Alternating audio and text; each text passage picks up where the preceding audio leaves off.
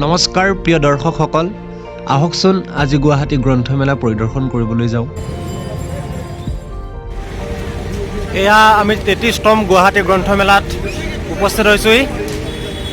অসম প্ৰকাশন পৰিষদৰ দ্বাৰা আয়োজন কৰা 33তম গুৱাহাটী গ্ৰন্থমেলা আজি উদ্বোধন কৰা হ'ব মাননীয় মুখ্যমন্ত্ৰী সৰ্বানন্দ সোণোৱালদেৱ, আৰু আজি বিশেষ অতিথি হিচাপে আছে কলিকতাৰ তথাগত ৰায়।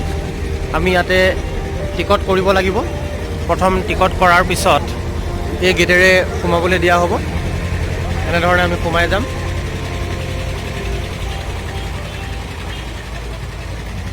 আৰু বিভিন্ন ধৰণৰ প্ৰকাশন ভাৰতবৰ্ষৰ ইয়ালৈ আহিছে, সেই সম্পৰ্কে মই এই ভিডিঅ'টোত আপোনালোকক এতিয়া দেখুৱাবলৈ চেষ্টা কৰিম।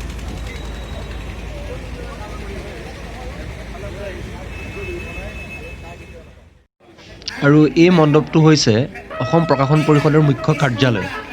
ইয়াতে বিশিষ্ট ব্যক্তিসকল আহি বহি বা তেওঁলোকৰ যিসকল মূল উদ্যোক্তা তাতে থাকিব। আৰু অসম চৰকাৰে জনসংযোগ অসম নামেৰে এই বিথীকাৰ প্ৰস্তুত কৰিছে। চৰকাৰৰ বিভিন্ন ধৰণৰ কাৰ্যকলাপ ইয়াত উপলব্ধ হ'ব।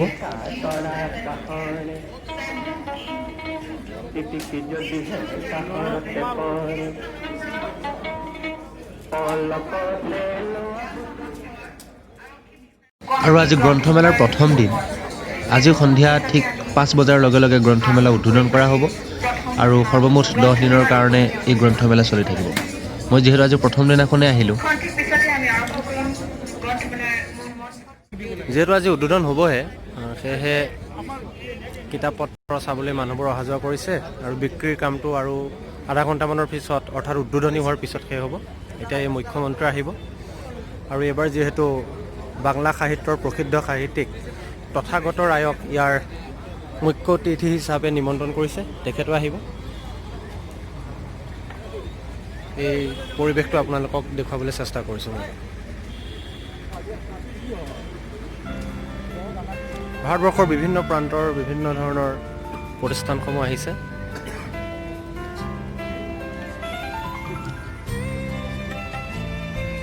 আৰু এইবাৰ অসম চৰকাৰৰ জনসংযোগ বিভাগে ইয়াত ষ্টল দিছে, সেইটো আটাইতকৈ ভাল কথা। বাকী আমাৰ অসমৰতো জনপ্ৰিয় যিবিলাক প্ৰতিষ্ঠান বা যিবিলাক প্ৰকাশন পৰিষদ সকলোৱে ইয়াত অংশগ্ৰহণ কৰিছে।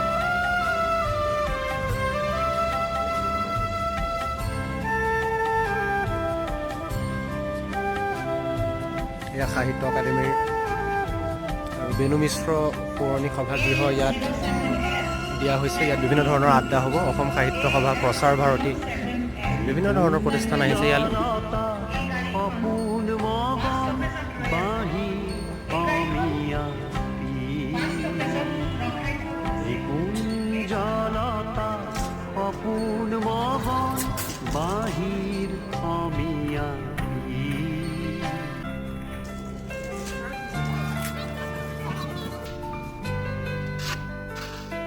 শেহতীয়াকৈ লকডাউনৰ কাৰণে যিহেতু গোটেই বিশ্বই গ্ৰন্থৰ ক্ষেত্ৰত যথেষ্ট প্ৰত্যাহ্বানৰ সন্মুখীন হ'বলগীয়া হৈছিল, প্ৰকাশকসকল যথেষ্ট প্ৰত্যাহ্বানৰ সন্মুখীন হ'বলগীয়া হৈছিল।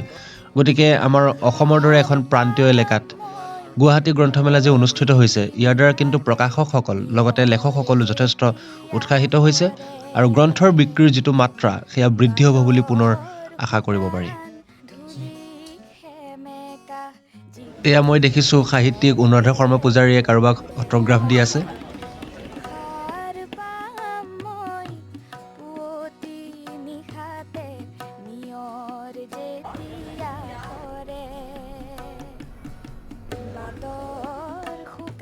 গ্ৰন্থমেলাত অনুসন্ধান কক্ষ নামৰ এটা বিপণী খোলা হৈছে। আপোনালোকে যদি কিবা বুজি নাপায় ইয়াত আহি সুধিলেই হ'ল।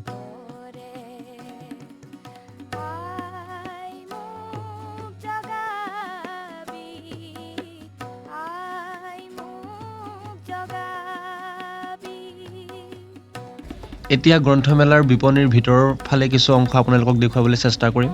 শেহতীয়াকৈ নতুন গ্ৰন্থ বহুত প্ৰকাশ হৈছে।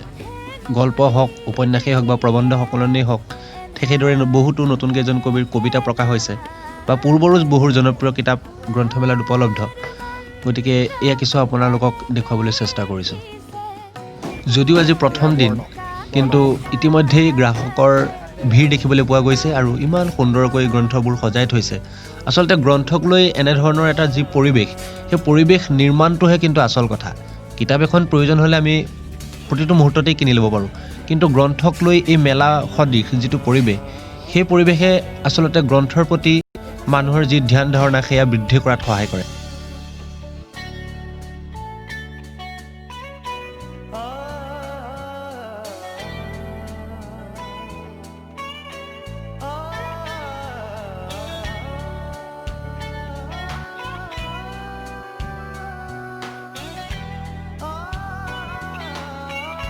এতিয়া মই কিনা কেইখনমান কিতাপ আপোনালোকক এনেধৰণে দেখুৱাইছোঁ।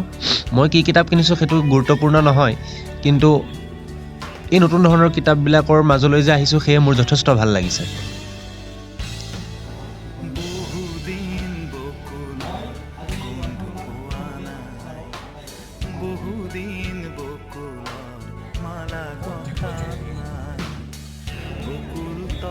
অসম প্ৰকাশন পৰিষদৰ এই যিখন গ্ৰন্থমেলা, সেই গ্ৰন্থমেলাখন বৰ্তমান 33তম। গতিকে এই গ্ৰন্থমেলাখনৰ সুদীৰ্ঘ ইতিহাস আছে। অসমৰ গোটেই প্ৰকাশক বা লেখকসকলক একত্ৰ কৰি ৰখাৰ যি সামূহিক প্ৰচেষ্টা অসম প্ৰকাশন পৰিষদে কৰি আহিছে, সেইবাবে হয়তো গুৱাহাটী গ্ৰন্থমেলাখন আটাইতকৈ ধুনীয়া বা ইয়ালৈ আহি ভাল লাগে। আৰু ইয়াতে যিহেতু অসমৰ আটাইবোৰ লেখক একেলগে আহি লগ হ'ব পাৰে, সেইটো এটা বৰ যথেষ্ট ইতিবাচক খবৰ। গ্ৰন্থমেলাতে প্ৰায় 4 ঘণ্টামান সময় কটালোঁ। এতিয়া আন্ধাৰ হৈ আহিছে আৰু মই যিহেতু আজি ঘৰলৈ উভতি যাব লাগিব, গতিকে মই সন্ধিয়াৰ কিছু দৃশ্য আপোনালোকক দেখুৱাইছোঁ। যিহেতু গ্ৰন্থমেলাৰ বতৰ, গতিকে ইয়াত ৰাতিৰ পৰিৱেশটো কেনেকুৱা হয় আৰু যথেষ্ট সংখ্যক মানুহৰ আৰু খন্তেক সময়ৰ পিছতে ভিৰ কৰিবহি।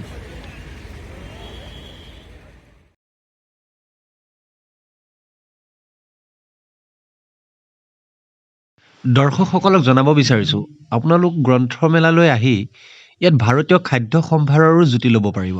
বিভিন্ন ধৰণৰ থলুৱা খাদ্য লগতে ভাৰতৰ জনপ্ৰিয় খাদ্যসমূহ ইয়াত ধুনীয়াকৈ সজাই থোৱা হৈছে বা ৰন্ধা হ'ব। গতিকে আপোনালোকে আহি ইয়াৰো সোৱাদ ল'ব পাৰে।